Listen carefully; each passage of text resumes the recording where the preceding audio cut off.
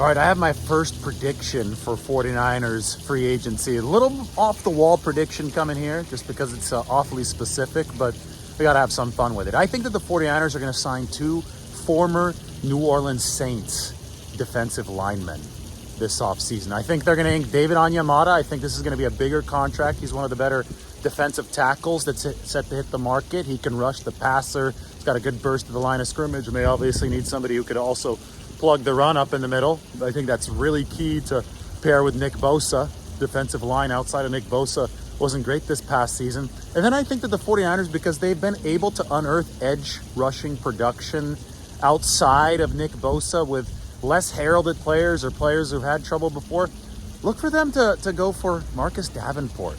6'6" edge rusher who had 9 sacks in 2021, but only half a sack this past season. Davenport's coming off a really bad year in which he only had one documented injury. So I don't think his market is going to be all that hot. And I think that the 40, that's a reclamation project. That's somebody that you could pair with Chris Kasarik, who has a good track record of getting a lot out of edge rushers, especially. So bring in Davenport, only half a sack last year, get him on the cheap. You got a lot of other guys on the cheap like Arden Key, Jordan Willis, Charles Omenihu. We've seen Chris Kasarik be able to get a lot out of them working opposite Bosa, but I think that you really need to spend some on defensive tackle, and that's where David Onyemata, the second ex-Saints defensive lineman, comes in.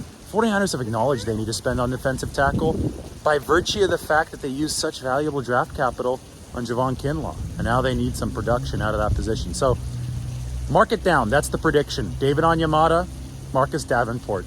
Two former Saints, they're going to sign with the 49ers this offseason. Saints are in salary cap hell. Not really sure how they're going to be able to bring back every single player that's a pending free agent.